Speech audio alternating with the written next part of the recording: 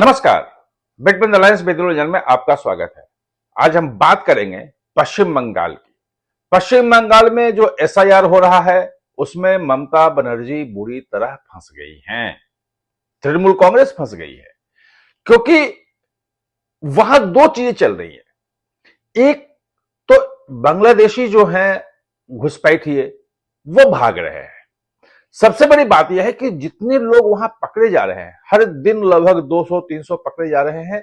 वो तो बीएसएफ पकड़ रही है उनको बॉर्डर पे और उनको पुलिस को हैंडओवर कर रही है, लेकिन उससे कई गुना ज्यादा लोग तो कहते हैं कि वो हजारों की संख्या में हर दिन भाग रहे हैं, लाखों की संख्या में भाग रहे हैं, क्योंकि बहुत सारा बॉर्डर जो है वहां पे फेंसिंग नहीं है, नदी है। जिस तरह से घुसपैठी आते हैं उसी तरह से रास्ते से लौट भी रहे हैं।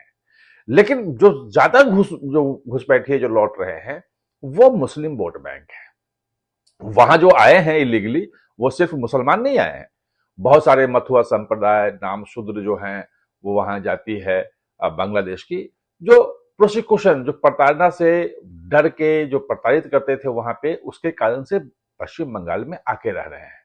बड़ी संख्या में मथुआ संप्रदाय के लोग हैं वहां पे। ये इनके लिए सीएए लाया गया था कि जो भी वहां से आए हैं बांग्लादेशी, बांग्लादेश, पाकिस्तान और अफगानिस्तान से जितने हिंदू हैं, ईसाई हैं, बौद्ध हैं, जैन हैं, ये इस ढंग के पारसी हैं, ये जो माइनॉरिटी कम्युनिटी है इन तीन देशों में, अगर वो भारत आते हैं और 2014 31 दिसंबर से पहले अगर आ गए हैं तो वो नागरिकता ले सकते हैं। उनके पास अगर कोई डॉक्यूमेंट नहीं भी हुआ कि वहां के थे, कुछ भी उनके पास नहीं हुआ, सिर्फ बताते हैं कि हम 2014 के पहले के हैं, थोड़े बहुत उनका डॉक्यूमेंटेशन हो जाएगा, पड़ताल हो जाएगी और उनको यहाँ परमानेंट नागरिकता दे दी जाएगी।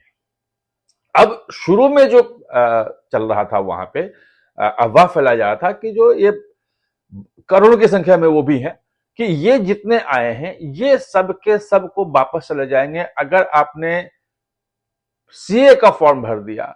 तो आप जो यहाँ के आधार बनवा लिया था, जो आप वोटर आईडी कार्ड बनवा लिया था, जो नौकरी भी कर रहे थे, एक तरह से यहाँ के नागरिक होकर रह रहे थे, लेकिन नागरिकता आपने नहीं ली थी।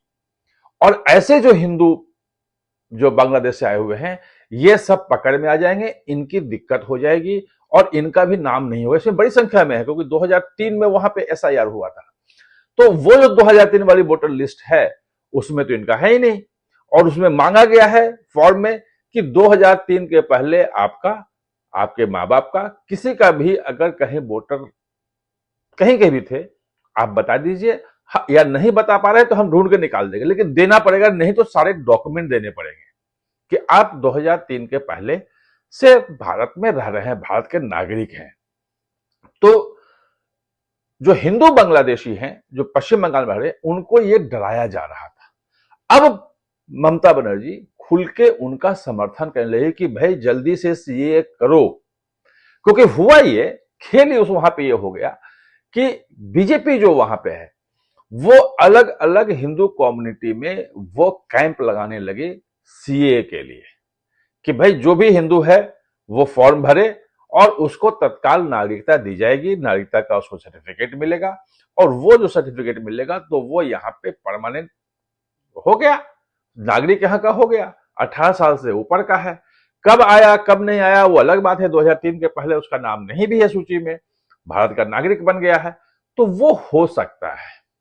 दिक्कत यहां पे ये है कि ये जो सीए वाला जो पार्ट है उसमें ममता बनर्जी का कहीं कोई रोल है नहीं, राज्य सरकार का रोल नहीं है, वो अमित शाह के गृह मंत्रालय का है, नागरिकता देने का काम उसका है और उसके तहत मतलब स्टेट मिशनरी का कोई रोल ही उसमें नहीं है। तो जितने लोग फॉर्म भरे जा रहे हैं नागरिकता देने का उनका पूरा का पूरा वो जोर चल रहा है, पूरा कंप्लीट हो रहा है। तो अब ये डर हो गया कि ये पूरा का पूरा जो वोट बैंक है वो शिफ्ट हो सकता है बीजेपी की तरफ। अब जो बांग्लादेशी जो मुसलमान हैं वो तो भाग रहे हैं, वो तो फॉर्म ही, गुलशन कॉलोनी का मामला आया, 2 लाख लोग वहां पे रहते हैं, 2 लाख पूरी की पूरी कॉलोनी है और कोई फॉर्म लेने वाला नहीं है, फॉर्म लेने वाला नहीं है। मुश्किल से 10-15 हजार फॉर्म वहां पे गए हैं।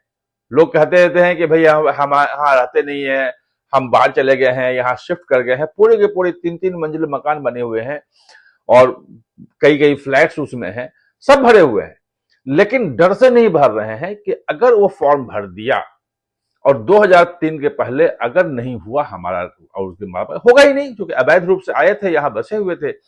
जो वीडियो आ रहे हैं जिसमें लोग कह रहे हैं कि हम तो 20 साल पहले आए थे और 20 साल से हम यहाँ रह रहे हैं, यही हम कर रहे हैं, हमारा पास आधार भी है, हम वोटर भी हैं, 3-3 बार हमने वोट भी डाला है, लेकिन अब वापस भाग रहे हैं। जो भागे जा रहे हैं, जो पकड़े जा रहे हैं, वो ये कह रहे हैं। तो ये वहां पे पश्चिम बंगाल में ये खुला खेल चल रहा था।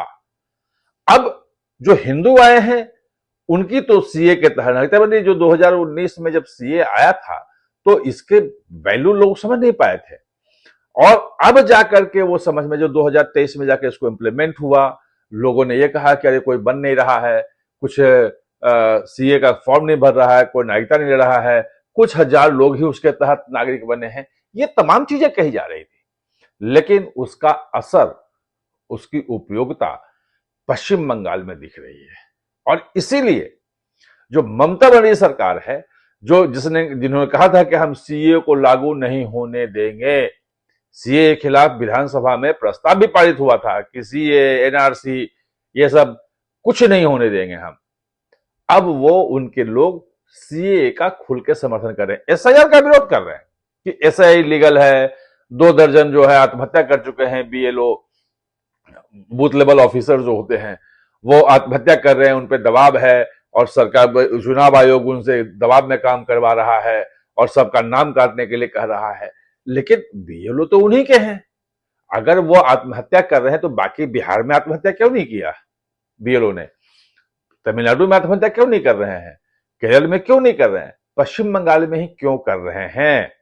ये एक बड़ा सवाल है। और इसमें जो लगता है कि गलत तरीके से उन पे नाम भरवाने का जो भी कारण हो, मैं अभी, मेरे पास सबूत नहीं है, जिस दिन आएगा मैं फिर वीडियो बनाऊंगा, मैं पता कर रहा हूं कि सचमुच में वहां क्या हो रहा है, ये जानना जरूरी है। लेकिन बड़ी बात यह है कि सीए के समर्थन में ममता बनर्जी सरकार आ गई है, सीए के लिए कह रही है। अब ये बात हो रही है वहां पे कि तृणमूल कांग्रेस में शायद वहां पे वो लगाए बूथ वगैरह और सीए का फॉर्म भरवाए कि भाई सीए के तहत बन जाओ। लेकिन बात यह है कि फिर मुसलमानों का क्या होगा? जो मुस्लिम जो वोट बैंक है, जो भाग रहे हैं, अभी तो जो बीएसएफ के ऑफिशियल आंकड़े नहीं है, लेकिन जिन अधिकारियों से बात हो रही है उनका कहना है कि 8,000 तो हम पकड़ के दे चुके हैं इनको। 8,000 जो बांग्लादेशी जो बॉर्डर क्रॉस करके भाग रहे थे, उनको जो है वो पकड़ के और बंगाल पुलिस को सौंप देती है। वो तो ऐसे 8,000 हैं 3 महीने में। पहले उधर से आते थे, अब वापस लौट रहे हैं। लेकिन ये लोग कह रहे हैं कि हो सकता है कि ये 8,000 तो बस वानगी है, 80 लाख भी भाग गए हो सकते हैं, बाकी चीजें हो सकती हैं। सिर्फ बांग्लादेश में ही नहीं भाग रहे हैं, बिहार में चूंकि इलेक्शन हो गया है, एसआईआर हो गया है, तो कई जो बांग्लादेशी हैं वो बिहार का जो सीमांचल का इलाका है उधर भी लौटने की खबर है, बाकी दूसरी जगह से आ रहे हैं। लेकिन बात वही है कि अब बांग्लादेशी जो अवैध घुसपैठी है, खासतौर पर मुसलमान जो है, जो पूरा का पूरा तृणमूल कांग्रेस का वोट बैंक है, वो तो ध्वस्त हो रहा है, वो तो अपने आप डर से भाग रहे हैं।